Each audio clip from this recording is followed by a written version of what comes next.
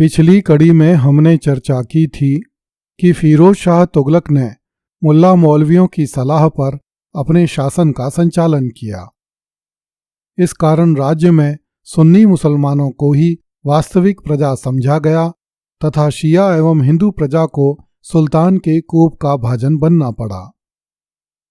सुल्तान फिरोज शाह तुगलक का जन्म ईस्वी 1309 में हुआ था।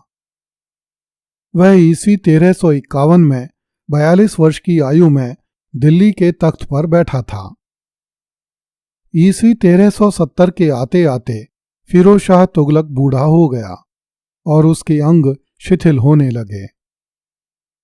उसने शहजादे फतेह खां को अपना उत्तराधिकारी घोषित किया तथा राज्य के अधिकांश कार्यों की जिम्मेदारी उसी को दे दी। किंतु ईस्वी 1374 में शहजादे फतेह खां की मृत्यु हो गई। इससे सुल्तान को भीषण आघात पहुंचा। शासन में शिथिलता आने लगी और राज्य दलबंदी का शिकार हो गया। फिरोज ने अपने दूसरे शहजादे जफर खां को अपना उत्तराधिकारी बनाया, किंतु उसकी भी मृत्यु हो गई। इस प्रकार फिरोज के अंतिम दिन सुख तथा शांति से नहीं बीते।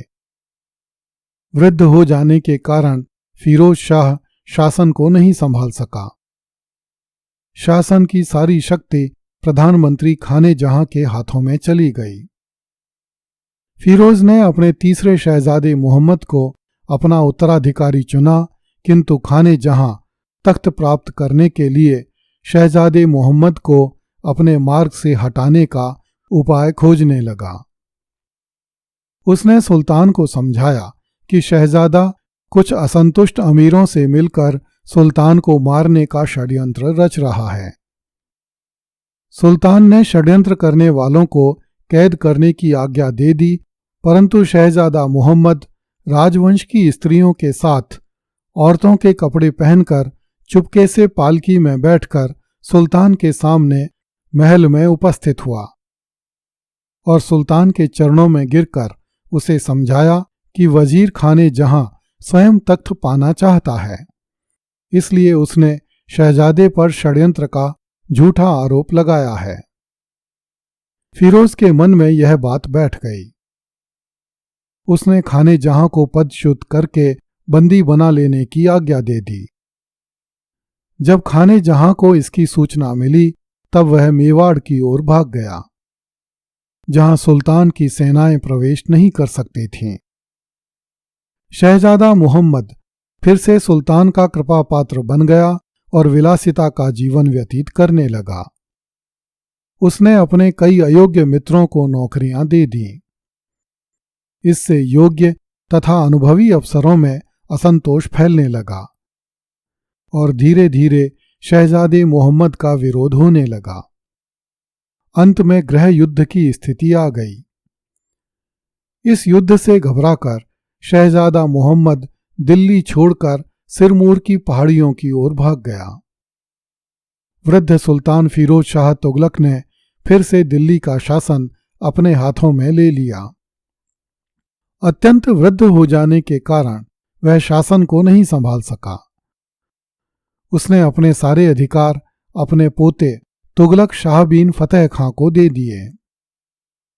थोड़े दिन बाद 20 सितंबर 1388 को 80 वर्ष की आयु में फिरोज तुगलक की मृत्यु हो गई। यद्यपि फिरोज शाह अपने सुधारों के लिए प्रसिद्ध है, तथापि उसके सुधारों में दूरदर्शिता का अभाव था।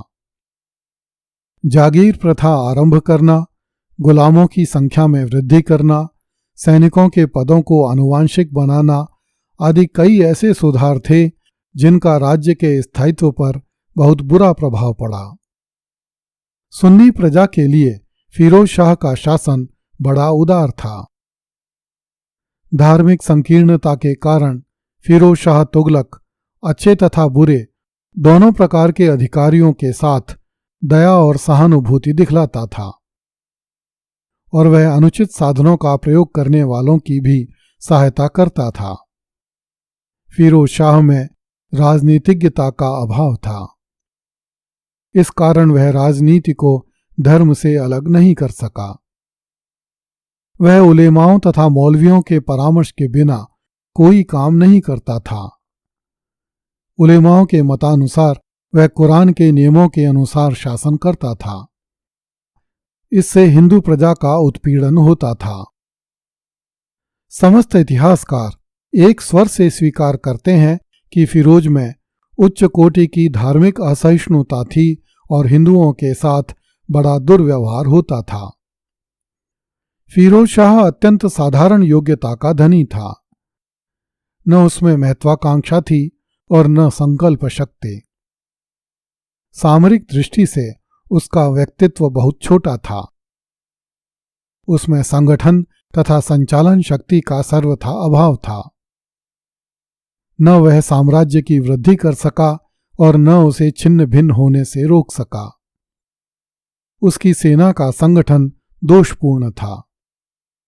जागीरदारी प्रथा तथा सैनिकों के पद को वंशानुगत बनाकर उसने शासन में ऐसे दोष उत्पन्न कर दिए जिनसे तुगलक वंश का पतन प्रारंभ हो गया। फिरोज शाह के कार्यों में न कोई मौलिकता थी और न दूरदृष्टि। सुल्तान का स्वभाव उसका सबसे बड़ा शत्रु था। सुन्नी प्रजा के प्रति उसकी उदारता तथा दयालुता और गैर सुन्नी प्रजा के लिए उसकी कठोरता उसके अच्छे कार्यों को चौपट कर देती थी। 14वीं शताब्दी ईस्वी में सफलतापूर्वक शासन करने के लिए एक सुल्तान में जिस संतुलन का समावेश होना चाहिए था उसका फिरोज शाह में अभाव था। सारांश यह है कि यद्यपि फिरोज के कृत्यों से सुन्नी प्रजा को सुख पहुंचा, परंतु उसकी नीति के अंतिम परिणाम बुरे हुए और सल्तनत कमजोर हो गई। फिरोज तुगलक का पिता मुसलमान तथा माता हिंदू थी। स्वाभाविक रूप से फिरोज को हिंदुओं से भी सहानुभूति होनी चाहिए थी, किंतु हिंदू स्त्री का पुत्र होते हुए भी फिरोज कट्टर मुसलमान था और उसे हिंदुओं से घोर घृणा थी। उसने धार्मिक असहिष्णुता की नीति का अनुसरण किया। एक ओर तो उसने अपनी प्रजा पर 24 प्रकार के कर हटा दिए, किंतु दूसरी ओर उसने ब्राह्मणों पर भी जजिया लगा दिया। एक ओर फिरोज तुगलक मुस्लिम प्रजा को सुखी बनाने का प्रयास कर रहा था, किंतु दूसरी ओर वह शिया संप्रदाय के मुसलमानों के साथ भी अच्छा व्यवहार नहीं कर रहा था। सूफियों को भी वह घृणा की दृष्टि से देखता था। सुल्तान फिरोज शाह स्वयं को दयालु कहता था, इसलिए वह बंगाल में सुन्नी मुस्लिम औरतों का क्रंदन सुनकर जीती हुई बाजी हार कर लौट पड़ा, किंतु मार्ग में उसने जाजनगर तथा जगन्नाथपुरी पर आक्रमण करके हिंदू सैनिकों का वध करने में कोई संकोच नहीं किया। जाजनगर के हिंदू राजा ने सुल्तान फिरोज शाह की अधीनता स्वीकार कर ली थी और प्रतिवर्ष कुछ हाथी भेजने का वचन दिया था, फिर भी सुल्तान फिरोज शाह ने जगन्नाथ मंदिर को नष्ट भ्रष्ट करवा दिया और मूर्तियों को समुद्र में फेंकवा दिया।